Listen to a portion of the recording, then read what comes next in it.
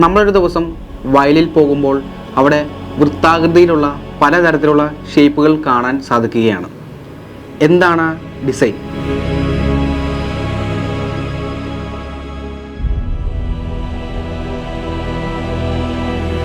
England എന്ന് പറയുന്ന സ്ഥലത്താണ് ഇത് കൂടുതൽ കാണാൻ സാധിക്കുന്നത്.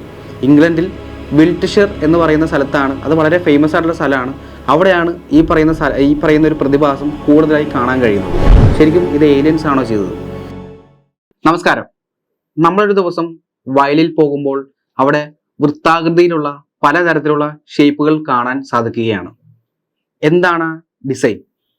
ആൾക്കാർക്കിടയിൽ വളരെയധികം അത്ഭുതകരമായ ഒരു കാര്യമാണത്. എന്താണ് ശരിക്കും അതിനെ പറയുന്നത്? അതിനെ പറയുന്ന പേരാണ് ക്രോപ്പ് സർക്കിൾ.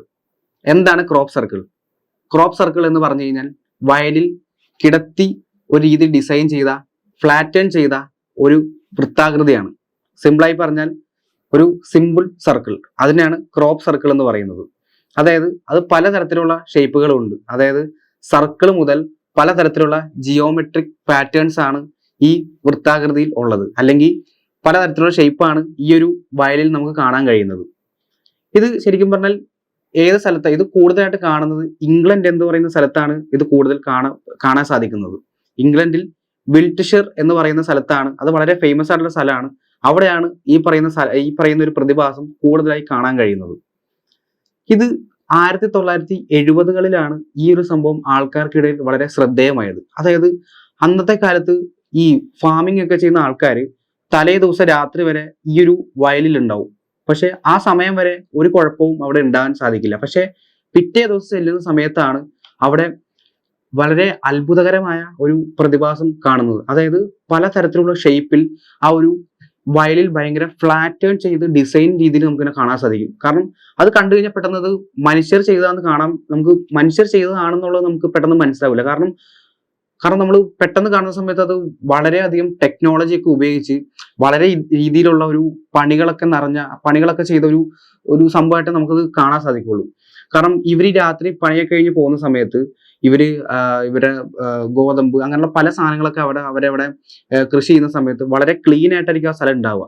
പിറ്റേ ദിവസം ഇത് കാണുന്ന സമയത്ത് ഇത് ഒരു ഭയങ്കര, നമുക്കിത് കണ്ണിൽ കാണുന്ന സമയത്ത് ഭയങ്കര വൃത്തികേടായിട്ട് തോന്നും. പക്ഷെ നമ്മളൊരു ഡ്രോൺ ഒക്കെ വെച്ച് ഒരു പല ഹെലികോപ്റ്ററിലൊക്കെ ഇരുന്ന് നോക്കുന്ന സമയത്ത് വളരെ ഒരു ഭംഗിയായിട്ട് നമുക്കത് കാണാൻ സാധിക്കും.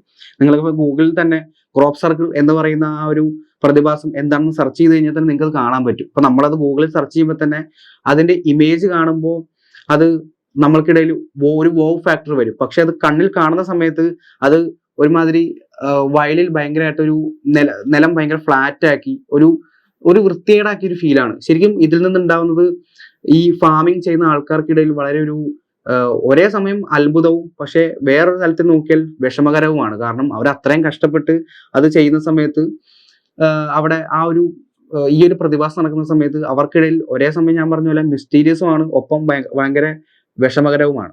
1970-കളിലാണ് ഈ ഒരു പ്രതിഭാസം, ഞാൻ നേരത്തെ പറഞ്ഞതുപോലെ, ഇത് ആളുകൾക്കിടയിൽ വളരെ ശ്രദ്ധേയമായതും ഇത് കണ്ടുപിടിച്ചതും. അന്നത്തെ കാലത്തെ ആൾക്കാർ ഇത് പോലീസുകാരെയോ മറ്റോ ഇൻഫോം ചെയ്തിട്ടുണ്ടായിരുന്നു. ആ സമയത്ത് ഇത് പോലീസുകാരൊക്കെ വന്ന് പരിശോധിച്ച സമയത്ത് ഇത് ഒരു വയലുകൾ വളരെ നശിപ്പിച്ച രീതിയിലായിരുന്നു ഈ ഒരു പ്രതിഭാസം ഇങ്ങനെ കാണാൻ സാധിച്ചത്. അതായത് വയലുകൾ വളരെ നശിപ്പിച്ച രീതിയിൽ, അതായത് കാണുമ്പോൾ തന്നെ നമുക്ക് ഒരു വൃത്തിയില്ലാത്ത രീതിയിലായിരുന്നു ഈ ഒരു പ്രതിഭാസം കാണാൻ സാധിച്ചത്. അപ്പോഴാണ് ഇവര് ഹെലികോപ്റ്റർ പോലുള്ള വാഹനങ്ങൾ ഉപയോഗിച്ച് ഒന്ന് പരിശോധിച്ചത്. മുകളിൽ നിന്നുള്ള ആംഗിൾ നോക്കി കഴിഞ്ഞാൽ മാത്രമാണ് നമുക്ക് ഇതെന്താണെന്നുള്ളത് നമുക്ക് കൃത്യമായിട്ട് മനസ്സിലാവുള്ളൂ. അങ്ങനെ നോക്കിയപ്പോഴാണ് ഞാൻ നേരത്തെ പറഞ്ഞ പലതരത്തിലുള്ള സിമ്പിൾ സർക്കിളുകളും പലതരത്തിലുള്ള ജിയോമെട്രിക് ഷേപ്പുകളുമാണ് ഇവർക്ക് കാണാൻ സാധിച്ചത്. ഇവർക്ക് ഇത് കണ്ട സമയത്ത് പല ആൾക്കാർക്കും വളരെ പരിഭ്രാന്തരായി.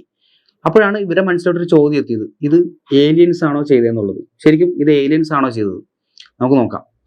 ഇപ്പോൾ ഏലിയൻസ് ആണ് ചെയ്തതെന്നുണ്ടെങ്കിൽ ഇത് കാണുന്ന സമയത്ത് ഏലിയൻസ് നൽകുന്ന ഒരു മെസ്സേജ് ആയിട്ടാണ് ഈ ഒരു സംഭവം നമുക്ക് കാണാൻ സാധിക്കുക. കാരണം മനുഷ്യന്മാർക്ക് ചിന്തിക്കാൻ പോലും ആവാത്ത രീതിയിലുള്ള ഷേപ്പുകളും അല്ലെങ്കിൽ ആ ഒരു തരത്തിലുള്ള ഒരു എന്താ പറയാ, നമുക്ക് ചിന്തിക്കാൻ പോലും പറ്റില്ല, ഇത് മനുഷ്യർ ചെയ്തതാണെന്ന് നമുക്ക് വിശ്വസിക്കാൻ പറ്റില്ല. അങ്ങനത്തെ രീതിയിലുള്ള ഷേപ്പുകളാണ് ഈ ഒരു പ്രതിഭാസം ഇങ്ങനെ കാണാൻ സാധിക്കുന്നത്.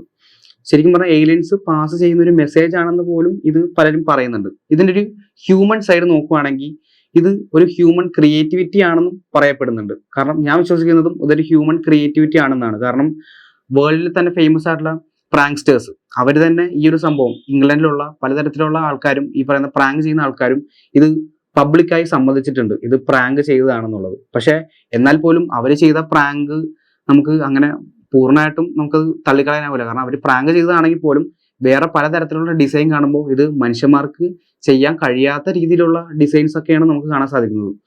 അപ്പോൾ ഇതിന്റെ മറ്റൊരു വശം നോക്കുകയാണെങ്കിൽ ഇത് സയന്റിഫിക് ആയിട്ടുള്ള ഒരു വശമുണ്ട്.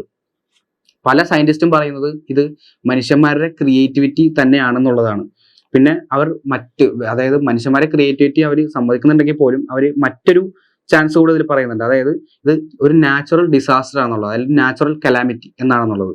അതായത് ശക്തമായ കാറ്റ് മൂലം ഈ ഒരു വയലുകൾ വളരെ ഫ്ലാറ്റേൺ ആയിട്ട്, അതായത് ആ ഒരു പുല്ലുകൾ വളരെ ഫ്ലാറ്റേൺ ആയിട്ട് ഒരു ഡിസൈനിലേക്ക് പോകുന്നതാണെന്നും ഇത് സയന്റിസ്റ്റ് പറയുന്നുണ്ട്. പക്ഷെ അതും എത്രത്തോളം ശരിയാണെന്ന് പറയാൻ പറ്റില്ല. കാരണം കാറ്റ് വീശുന്ന സമയത്ത് ഒരു ഷേപ്പിൽ അത് പോവുക, അല്ലെങ്കിൽ ഒരു ജിയോമെട്രിക്കൽ ഷേപ്പിൽ അത് വരിക എന്നുള്ളത് അത് നമുക്ക് അത്ര വിശ്വസിക്കാൻ പറ്റുന്നില്ലെങ്കിലും നമുക്ക് ഹ്യൂമൻ ക്രിയേറ്റിവിറ്റി എന്നുള്ള സാധനത്തെ നമുക്ക് പൂർണ്ണമായിട്ടും നമുക്ക് വിശ്വസിക്കാം. കാരണം ഈ പറയുന്ന പ്രാങ്സ്റ്റേഴ്സ് ആയാലും ഇത് സമ്മതിച്ചത് തന്നെയാണ്. കാരണം ഇതൊരു പ്രാങ്ക് ആണ് എന്നുള്ളത് അവർ സമ്മതിച്ചതാണ്. അപ്പൊ നമുക്ക് ആ ഒരു പോയിന്റ് ആണ് കുറച്ചും കൂടെ നമുക്ക് മുന്നിൽ കാണാവുന്നത്. വളരെ വിശ്വസിക്കാൻ പറ്റുന്ന ഒരു പോയിന്റ് ആണത്.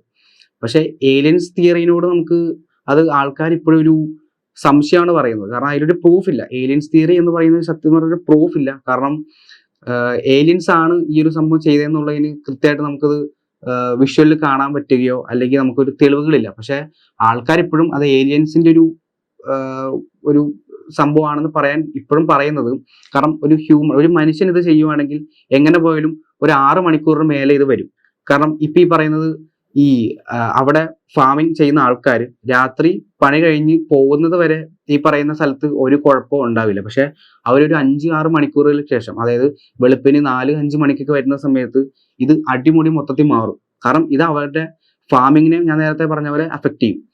അപ്പോൾ അത് മനുഷ്യർ ചെയ്യുന്നതല്ല എന്ന് അവർ ആ ഒരു കാരണം കൊണ്ടാണ് ഇത് അവരങ്ങനെ പറയാൻ കാരണം. കാരണം മനുഷ്യർ ചെയ്യുന്നതാണെന്ന് പറഞ്ഞാൽ പോലും, കാരണം മനുഷ്യന്മാർക്ക് ചെയ്യുന്നതിൽ നമുക്കൊരു പരിമിതിയുണ്ട്. നമുക്കിപ്പോൾ എന്ത് കാര്യം ചെയ്യുമ്പോഴും നമുക്ക് ഇങ്ങനത്തെ ഒരു വലിയൊരു ക്രിയേറ്റീവ് ആയിട്ടുള്ള സാധനം ചെയ്യുമ്പോഴും അത് മനുഷ്യന്മാർക്ക് വളരെയധികം ടൈം വേണ്ടി വരും. ഇനിയിപ്പോൾ വലിയ വലിയ ടെക്നോളജീസ് യൂസ് ചെയ്യാനാണെങ്കിലും 1970-കളിൽ വലിയ ടെക്നോളജീസ് ഒന്നും അങ്ങനെ വന്നിട്ടില്ല. അപ്പോൾ നമുക്ക് ആ ഒരു സാധനം ഇപ്പോഴും മിസ്റ്ററിയാണ്. ഇത് എങ്ങനെ ചെയ്യുന്നു എന്നുള്ളത് ഇപ്പോഴും ഇത് വളരെ മിസ്റ്ററിയാണ്. കാരണം ഇത് വിദേശ രാജ്യങ്ങൾ, അതായത് UK, ഇംഗ്ലണ്ട് പോലുള്ള സ്ഥലങ്ങളിൽ ഇത് ഇപ്പോഴും ഈ ഒരു പ്രതിഭാസം നടക്കുന്നുണ്ട്. അപ്പോൾ ശരിക്കും നിങ്ങൾക്ക് ഇത് എന്താണ് തോന്നുന്നത്? ഇത് ഏലിയന്റെ ഒരു പ്രതിഭാസമാണോ അല്ലെങ്കിൽ മനുഷ്യന്മാരെ ക്രിയേറ്റിവിറ്റി ആണോ? അത് സത്യം പറഞ്ഞാൽ ഇപ്പോഴും വളരെ മിസ്റ്ററിയാണ്. കാരണം നമ്മുടെ ഇപ്പോൾ കേരളത്തിലാണ് ഇങ്ങനെയൊക്കെ നടക്കുന്നതെങ്കിൽ പോലും കേരളത്തിൽ ഇതുവരെ ഇങ്ങനെ സംഭവം റിപ്പോർട്ട് ചെയ്തിട്ടില്ല. പക്ഷെ കേരളത്തിലാണ് ഇങ്ങനത്തെ സംഭവങ്ങൾ നടക്കുന്നുണ്ടെങ്കിൽ പോലും പലതരത്തിലുള്ള തിയറീസും വരും. ഇതിപ്പോ ഇംഗ്ലണ്ട്, UK പോലുള്ള സ്ഥലങ്ങളിലായതുകൊണ്ട് നമ്മുടെ കേരളത്തിൽ ഇതിനെ പറ്റി അത്ര ഒരു അറിവുകൾ കിട്ടുന്നില്ല. അപ്പോ നിങ്ങളിത് എന്താണ് വിശ്വസിക്കുന്നത്? ഇത് ഏലിയൻസിന്റെ ഒരു പ്രതിഭാസമാണോ അതോ ഹ്യൂമൻ ക്രിയേറ്റിവിറ്റി ആണോ?